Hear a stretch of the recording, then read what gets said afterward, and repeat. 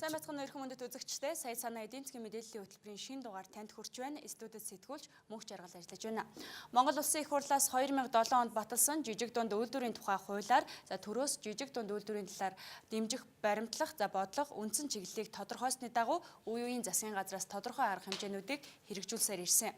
Өнөөдрийн байдлаар улсын хэмжээнд 71.6 мянган аж ахуй нэгж бүртгэлтэй байгаагаас 55.6% нь буюу 39.8 мянган аж ахуй нэгж үйл ажиллагаа явуулж байгаа. Үүнээс 50 хүртэл ажиллах ёстой аж ахуй нэгж нийт аж ахуй нэгжүүдийн 97.1%-ийг эзэлж байгаа гэсэн юм статистик мэдээлэл байна. Дээр дурдсан аж ахуй нэгжийн 66.5% нь Улаанбаатар хотод үйл ажиллагаа явуулж байгаа бол 33.5% нь орон нутагт үйл ажиллагаа явуулж байгаамаа. Эдгээр аж ахуй нэгжийн 4.2% нь хөдөө аж ахуйн салбарт үйл ажиллагаа эргэлдэг аж ахуй нэгжүүд байгаа бол 13.2% нь уул уурхай боловсруулах аж үйлдвэрийн салбарт, 82.6% нь худалдаа үйлчилгээний салбарт үйл ажиллагаа явуулж байгаамаа.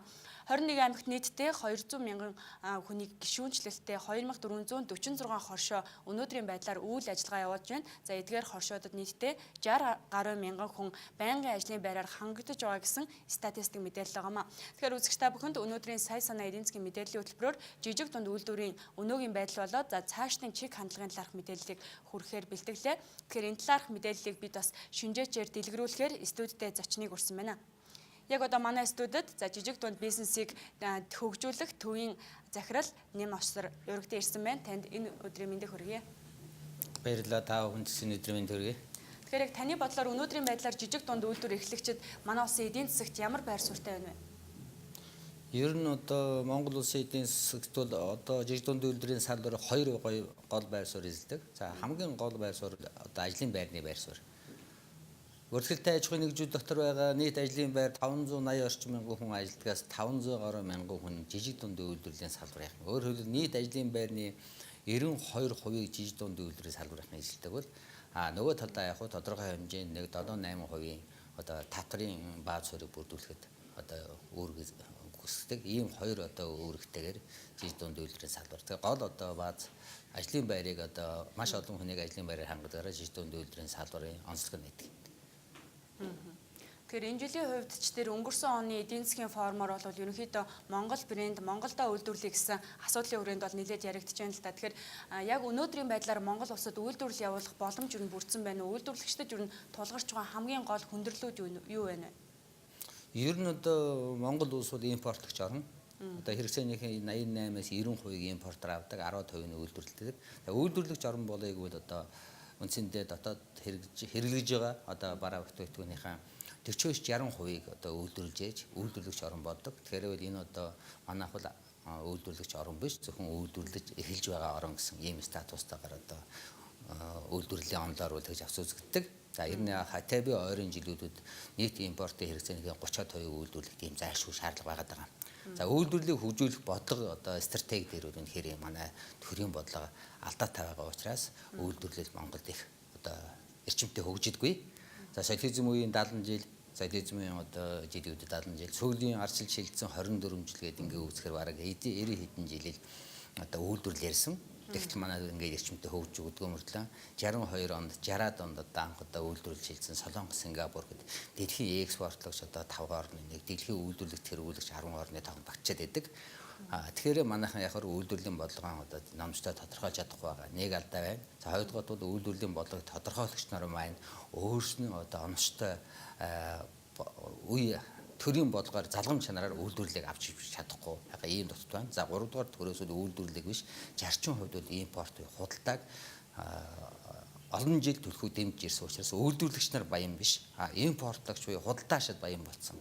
Ийм статустай. Тэгээ худалдаа бол гадаадын одоо хараат байдаг. Тэгээ сүүлийн жилүүдэд эдийн засгийн хямрал одоо энэ одоо жилүүдэд эхэлж байгаа эдийн засгийн хямралууд харуулж байна. Тэгэхээр боломж одоо Монгол улс үйлдвэрлэгч орн. Үйлдвэрлэгч орондоо манайхан зарим талаар бол маш их байгаа. Сая одоо эдийн засгийн одоо форум дээр бол зарим нөхдүүд ер нь манайхан одоо бүгдийн үйлдвэрлэнэ гэж юу ярьж байгаа. Башийн үйлдвэрлэх юм, Монгол үйлдвэрлэх юм гэдэг ингээ мочгод хэлээ. Дэлхийн аль ч орн одоо импортоор хэрэглэж байгаа бараа хэрэглэж байгаа бараа бүтээгдэхүүнийг бүрэн үйлдвэрлэдэг. Би хэлж штэ. 30-60%-ийг үйлдвэрлэдэг. Манайх ойрын одоо 2020-30 онд импортын хэрэгцээний 30%-ийг үйлдвэрлэх. Тэгэхээр ямар бараа бүтээгдэхүүнийг импортлох уу? Үүний одоо ямар бараа бүтээгдэхүүнийг экспортлох үе дээр төрийн бодлого уламжлалт залгамж чанартайгаар явуулах юм бол энэ хэрэг бүтнэ. Тэрнээс үл хэн нэгэн одоо улс төрийн мөрчлөгөөр 4 жил болоод үйлдвэрлэлийн бодлого үйлдвэрлэлийн одоо зорилт чиглэлийг тодорхойгүй болгоод самраад байх юм бол үйлдвэрлэлийн бодлого цаатаашсан Монгол хүнд байх нэ гэсэн энэ жил ажил гэж байна. Тэгэхээр бодлогын хувьд бол алдаатай зүйлүүд их байна гэж та ярьж байна. Тэгэхээр энэ жилийн хувьд бас нэг онцлогтой зүйл бол яхаа аргагүй бондын санхүүжилтээр нийтдээ 888 төсөлд дэмжлэг үзүүлэх асуудал бол яригдж байгаа шүү дээ. Энэ хүрээнд үйл ажиллагаа явуулснаар жижиг дунд бизнес эрхлэгчид болоод за үйлдвэрлэгчдийг томоохон байдлаар дэмжлэг үзүүлэх юм боломж нэгдэж байгаа гэж ярьж байна. Яг таны хувьд энэ тал дээр ямар бодолтой байна? Ер нь үйлдвэрлэлийн бодлогыг зөвхөн энэ жил яриад байгаа юм биш 2000 сая 10-аас 12 8-аас 12 оны хооронд бол жижиг дунд үйлдвэрлэлийн бодлого ялангуяа төрийн нэр өмнөөс агнлах хариуцж би хариуцсан л да. Тэр үед чинь бид бол одоо төрөөс нь 360 тэрбум, төслөлтөөр олон улсын байгууллагаас нэг 90 тэрбум, 450 тэрбум босгосон. Хувийн секторынхнээс бараг үндсэндээ бол тухайн үед хувийн секторын нэг үндсэндээ 300 гаруй тэрбум төгрөг ингээ босгосон. Ингээд чинь бараг 900 одоо тэрбум төгрөгийг жижиг дунд үйлдвэрлэлийн салбарт босгосон. За ингээд тодорхой хэмжээнд үүсээд эхэлсэн чинь яасан гэхээр нөгөө жижиг дунд үйлдвэрийг дэмжижсэн одоо жижиг дунд үйлдвэрийн зорилттой гайлан бол нэмэгдсэн өртгийн албан татвараас чөлөөлөх одоо хамт хөрөмжийг оруулж иж байгаа татвараас чөлөөлөх хуулиа сая өнгөрсөн оны эцээр хүчинг болгоцсон. Хоёрдугаар асуудал бол жижиг дунд үйлдвэрийн салбарт одоо тодорхой хэмжээний хөнгөлөлтөд санхүүжилт олгож байсан энэ систем нь байна. Унтарсан. Жилд нэг одоо 60 тэрбумаас дээтэл нь одоо 150 тэрбум өгчөөс энэ үл сүүлийн 2 жил нэлээд унтрах төлөвтэй 40 50 тэрбум руу бүр 20 тэрбум бүрөө орж иж байна. За энэ жил бол ярьж байгаа саний жин ярьж байгаа үйлдвэрлэлийг дэмжихэд нэг их 80 төгрөг олох тухай энэ засгийн газрын одоо энэ бодлого бол зөв. Мэдээж үйлдвэрлэгч одоо бас жоохон эдийн засгийн одоо хямрал үүсгэжтэй холбогдоод энийг ойлгож байгаа шүү гэн. Тэгэхдээ хэрэгжүүлэх арга дээр бол цаашдаа бодвочтой бас байгаа. За сая үед 888 төслийг хөгжлийн банк шалгаруулсан. 888 1152-оос тий 888 хөгжлийн банк шалгаруулад хөгжлийн банк санхүүжүүлнэ гээд жижиг дунд үйлдвэрлэлийн салбарт хөгжлийн банк оролцох бодлогыг би алдаа гэж үзэж байгаа. Яаж юм гэхээр хөгжлийн банк бол яг анх одоо бичсэн одоо тооцоож яснаар бол томоохон стратеги томоохон ирээдүйн одоо санхүүжилтийг хариуцах байгууллага байсан шүү дээ. Тэгэхээр одоо бүр жижиг дунд үйлдвэрлэлийн бизнесийг 8 саяас одоо 100 гаруй тэрбум төгрөгийн хооронд төслүүдийг бүгдийг шалгаруулаад сууж яана гэдэг ингэ ярьж байгаа. Энэ өөрөө алдаа. Тэгэхээр бол бодлого нь зөв хэрэгжүүлэхдээ алдаа гарах байхаа гэж ингэж харж байна. За хоёр дахь нь бол үйлдвэрлэлийн дэмжээ мөнгө гаргая гэж сая одоо нэг их 80 гаргая гэж засгийн газар шийдвэрлэж байна тий. Гэтэл нөгөө үйлдвэрлэлийн тоног төхөөрөмж мэдээж үйлдвэрлэлийг тоног төхөөрөмжөнд гаднаас бид нар зөв манайхан тоног үйлдвэрлэгч орн биш шүү дээ. Тэгэхээр тоног төхөөрөмж нөгөө гайлын болон нэмэгдсэн өртгийн гадраас чөлөөлж исэн тэр систем ячаад эрх зүйг бас зогсооцсон. Тэгэхээр нэг талаар нь мөнгө өгөөд нөгөө талаар нь одоо эрх зүйн хувьд одоо юу гэдэг нь гайл нөөтийн татрын чөлөөлт тэгээд зэрэгцүүлсэн бодлого явуулж байсан. Одоо мөнгө маа нөгөө талынх нь татчихж байгаа байхгүй. Тэгэхээр бодлого хийвэл одоо залгамж чанараар нь уламжлуулад нэг одоо эжүүрэн хийх хэрэгтэй. Аливаа нэгэн өрөөс нь талаад хийхээр л алдаа гардаг гэж байгаа. Энэ одоо би бол энэ дээр бас дахиад алдаа гарах байхаа гэж энэ дээр хүндрэл гарна гэж хөгжлийн банк орж байгаа явдлыг бол 60% бол буруу гэж ойлгож байна. Хүн суртал гарна. Аржааны банкуд бол жиг дунд бизнесний хамгийн их зовлон жаргалыг мэддэг байгууллагууд бол аржааны банк. Аржааны банк бол өндөр хүүтэл одоо олгодог байхгүй гол нь хугацаа богинтой. Тэгэхээр төрөөс их үүсрийн нөгөө л аржааны банкудаараа дамжуулаад гэхдээ аржааны банкудад ганцхан тавигдах шаардлага юу байж байна гэхээр та нар импортыг орлох, экспортод чиглэсэн одоо бараа бүтээгдэхүүн үйлдвэрлэж байгаа ийм төслүүдэд л юу олгох. Тэрс яг энэ дээр одоо зээл олго. Яг энэ дээр үл төрийн одоо хөгжлийн банкны оролцоо, төрийн байгууллагуудын оролцоо энэ дээр үл хэрэггүй. Хүн суртал гарна. 1 сарын 17-нд одоо төсөл хүлээж авах дууссан баг. 1 сарын өмнө 2. Тэгээд 2 сар байхгүй, 3 сар байхгүй. Одоо 4 сарын дунд хүрч байна. Одоо ч банкуд нь шалгараа өгч штэ. Ингээл төр оролцоод эхлэхээр төрийн одоо оролцоотой байгууллага их оролцоод эхлэхээр хүн суртал гараад эхэлдэг байхгүй. Одоо үүнээс хойш 3 сар болчихлоо штэ. Одоо тэгээд дараа нь аржааны банкудаар шалгарна 45 2 сар болно 5 6 сар болно нөгөө бизнесийн сезон өнгөрч байна. Үүний дараа өхгүй юу гэдэг чинь бас нэг асуудал. Ийм л одоо хүндрэл гарах байхаа л гэж урьдчилан байдлаар таамаглаж байна төсөөлж байна. Тэгэлгүй яг энэ онд бол жижиг дунд үйлдвэрийн тоног төхөөрөмжийг гайл олон нөөтөөс чөлөөлсөн асуудал бол энэ оноос бол цуцлагдсан байгаа. Тэгэхээр яг энэ оны хувьд яамны дэрэгдэх жижиг дунд үйлдвэрийн хөгжлийн газрын зүгээс за яамнаас яг жижиг дунд үйлдвэрийг дэмжих тал дээр ямар ажил хийгдэж байгаа талаарх мэдээллийг одоо үзэгчдэд хүргээд эргээд шинжээж байгаа яриагаар та бүхэнд нэмэлт мэдээллийг хүргье. Жижиг дунд үйлдвэрийн хөгжил томоохон түлхэж болсон жижиг дунд үйлдвэрийн тоног төхөөрөмжийг галын болон нэмэгдсэн үртгийн албан татвараас чөлөөлөх тухай хуулийн хүрээнд 2009-оос 2012 онд 3145 аж ахуй нэгжиргэний 194.2 тэрбум төгрөгийн өртөг бүхий тоног төхөөрөмжөнд 30.1 тэрбум төгрөгийн татварын хөнгөлөлт үзүүлсэн байна. Харин энэ жилийн хувьд хөнгөлөлт байхгүй болсон барьцаа хөрөнгийн дутагдaltaй жижиг дунд үйлдвэр эрхлэгчид тухайн иргэн аж ахуй нэгжийн авах зээлийн 60 хүртэл хувийг төрөөс батлан даалт гаргах ажлын хүрээнд энэ жилийн хувьд 42 тэрбум төгрөгийн зээлийн батлан даалт гаргахаар болжээ. За мөн 2011 онд сум хөгжүүлэх сангаар дамжуулан 24 тэрбум төгрөгийн их усэр бүхий жилийн 3 хүртэл хувийн хүүтэй 3 жилийн хугацаатай дээлийг 21 аймгийн 330 сумдад хуваарлан нийтдээ 5094 төслийг шалгаруулан санхүүжүүлснээр 8773 ажлын байр шинээр бий болсон үр дүнтэй байгаа. Тэгвэл 2012 онд энэ санд дахин 24 тэрбум төгрөгийн их усүр олгосон бол за энэ жилийн хувьд 12 тэрбум төгрөгийг томоохон сумдуудад 1 тэрбум төгрөг байхаар за хүн ам багатай сумдуудад 150 төгрөг байхаар хуваарлах нэ. За мөн засгийн газраас жижиг дунд үйлдвэрийг хөгжүүлэх сангаар дамжуулан 2009-оос 2011 онд 260.8 тэрбум төгрөгийн их усүр бүрдүүлэн нийтдээ 5012 төсөлд хөнгөлөлттэй зээл болон санхүүгийн түрээс хэлбэрээр олгосон байна.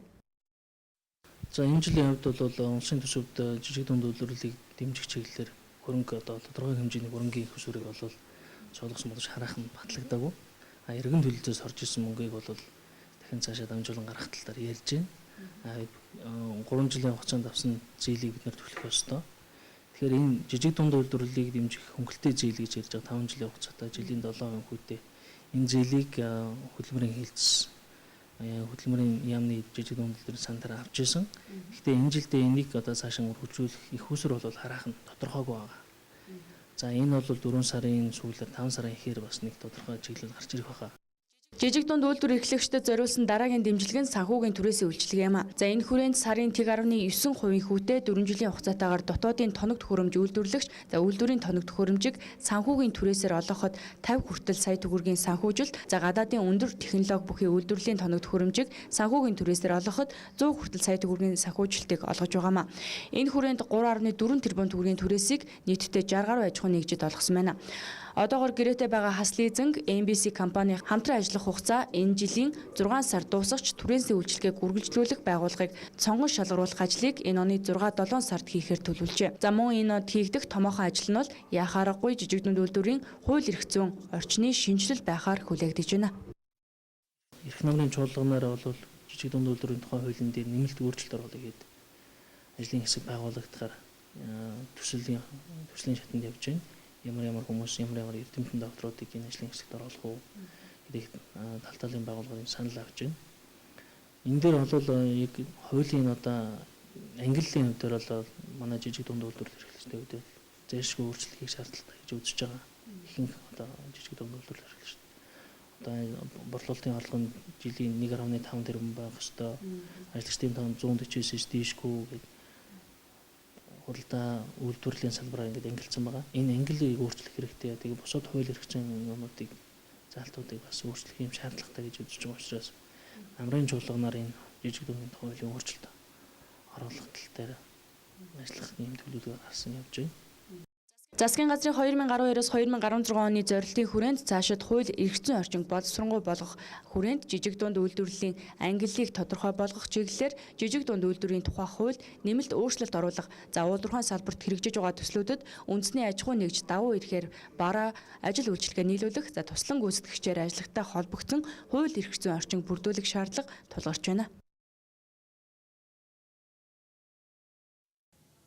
Тэгэхээр энэ онд яанаас хэрэгжүүлж байгаа арга хэмжээнүүдийг харахад жижиг дунд үйлдвэрийн хөнгөлөлттэй зээлд бол энэ онд төсөвт тодорхой хэмжээний хөрөнгийг бол төсвөлсөн боловч яг батлагдахтаа бол хөрөнгө суугаагүй байна л да. Тэгэхээр хүүгийн эргэн төлөлтөөс хөрөнгөөр бол багахан хэмжээний зээл олгох юм боломж байгаа гэж жижиг дунд үйлдвэрийн хөгжлийн төвөөс бол ярьж байна л да. Тэгэхээр яг өнөөдрийн энэ байдлыг энэ зүйл залтыг харж байхад жижиг дунд үйлдвэр эрхлэгчид өнөөдөр хөрөнгө оруулалтын хүндрэлээс ангижирч чадсан уу?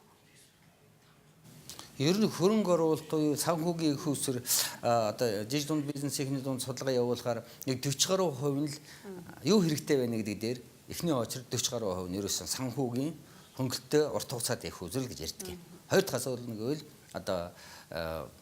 эрх зүйн орчин, татврын хөнгөлөлт. За гурав дахь нь бол мэрэгчлээ ур чадвартай ажилчид. Ийм гурван юм бид нарт одоо төрөө шийдээд өгчөөч гэж. Үндсэндээ бараг жиж дунд бизнесийн салбарын дотор учирж байгаа үйлдвэрлэлийн донд учирж байгаа хүндрэлийн 80% нь энэ гурван асуудлаар төвлөрдөг.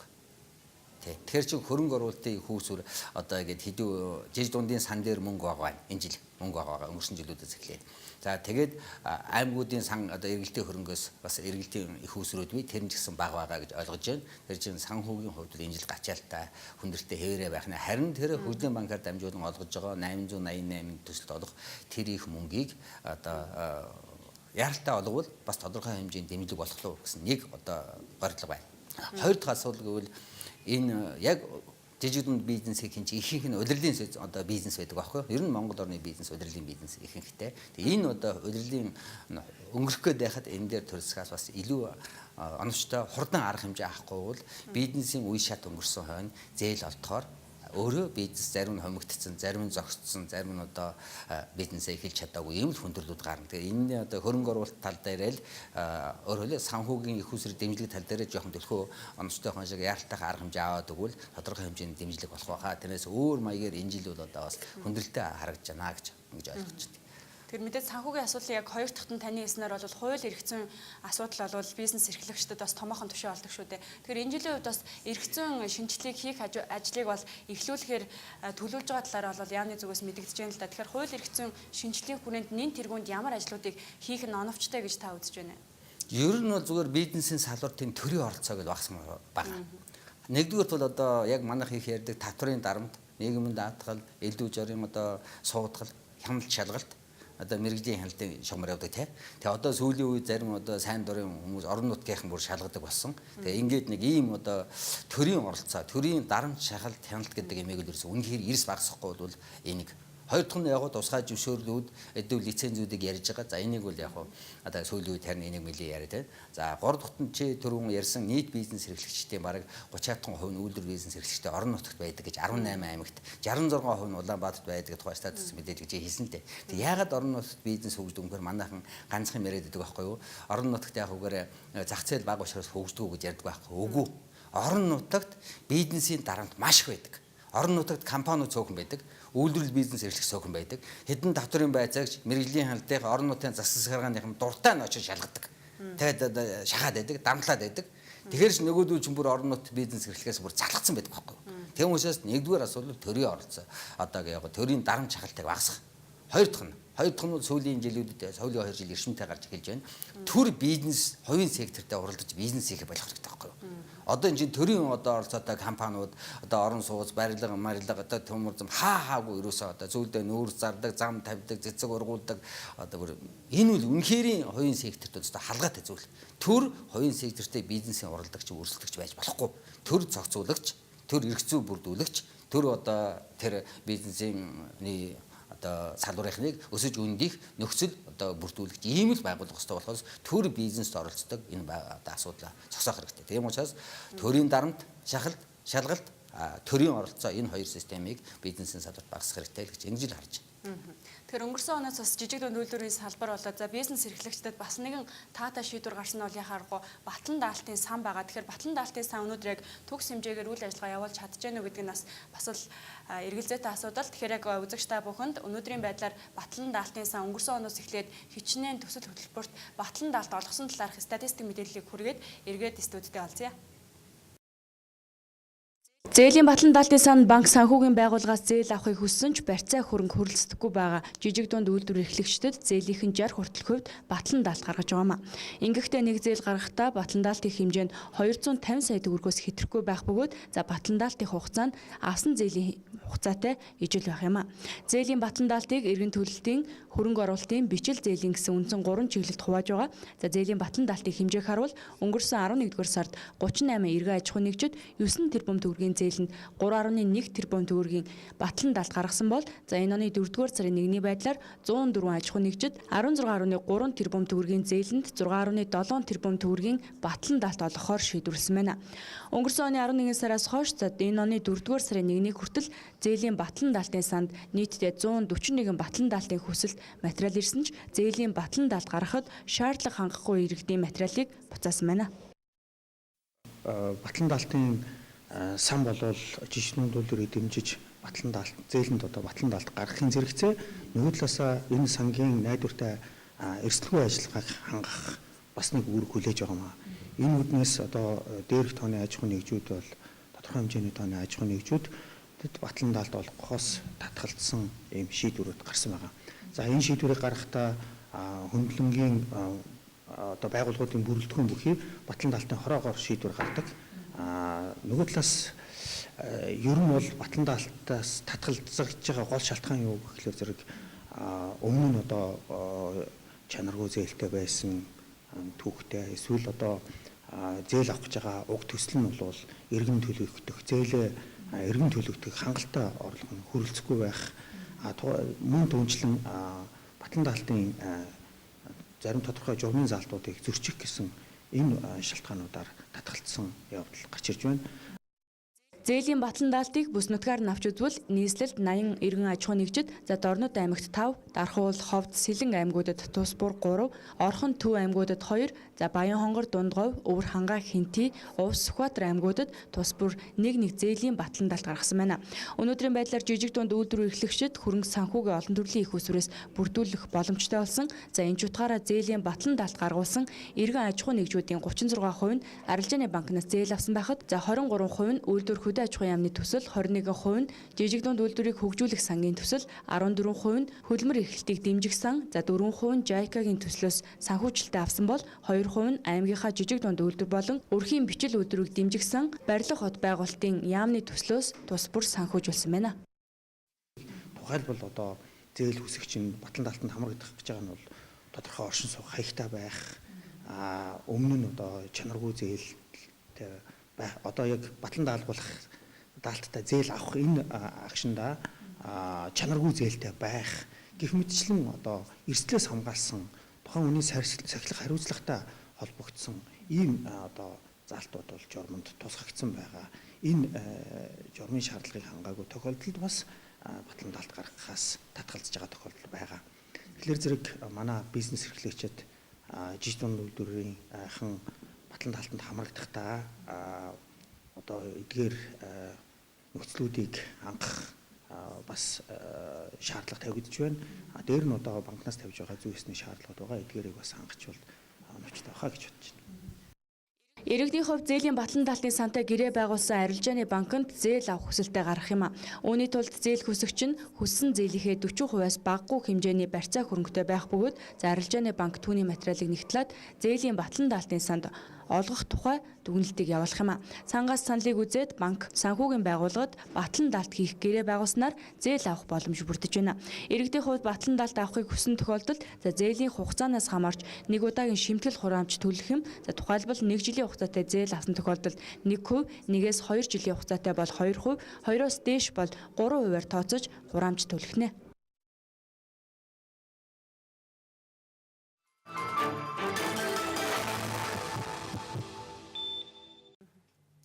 Батлан даалтын сан энэ онд нийтдээ 42 тэрбум төгрөгийн батлан даалт гарах боломжтой гэж үзэж байна. Тэгэхээр өнгөрсөн оны 11 сараас энэ оны 4 сарын 1 хүртэл нийтдээ 104 төсөл батлан даалт гаргасан юм мэдээлэл байна л да. Энэ бол миний хувьд чаналтай юм шиг харагдаад байна. Иргэд аж ахуй нэгж энэ батлан даалтын сангийн талаарх мэдээлэл дутмаг байна уу эсвэл батлан даалт гаргах шалгуур өндөр байна уу? Та энэ дээр ямар байр суурьтай байна? Зээлийн батлан даалтын сан бий болох хууль айгүй том бололт. Энэ бол том бололт байсан. Тэгтээ зээлийн батлан даалтын сангийн хуулийг анх одоо их хурлаар хэрэгжүүлж яхад жид дунд үйлдвэрлэл бизнесийн одоо жид дунд үйлдвэрлэл бизнесийн салбарыг хариуцсан хувьд би бол энэ дээр 26 одоо заалтыг эсрүүцсэн байхгүй юу? Санал оруулсан эсрүүцэх яг уу энэ болохгүй даа гэж.